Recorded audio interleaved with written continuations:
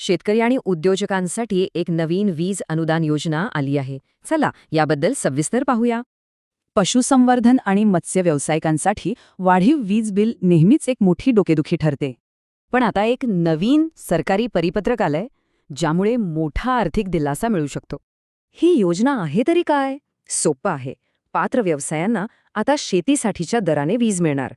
म्हणजे व्यावसायिक दराऐवजी स्वस्थ कृषी दर लागू होतील. साहजिकच खर्चात मोठी बचत होणार. तर मग या योजनेसाठी पात्र कोण कोण आहे? चला पाहूया.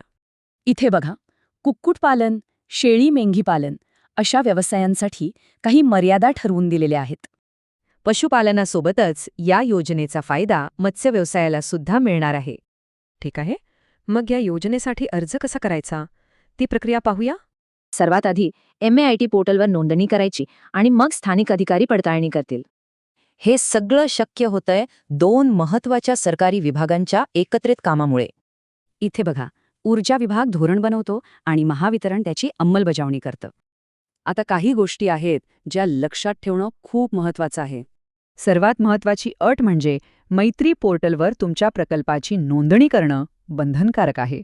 ही योजना नवीन आणि जुन्या दोन्ही जोडण्यांना लागू आहे, पण स्थानिक पडताळणी आवश्यक असेल. तर मग वीज बिलाचा मोठा खर्च कमी झाल्यामुळे ही योजना ग्रामीण उद्योजकांसाठी खरंच एक नवी संधी ठरेल का?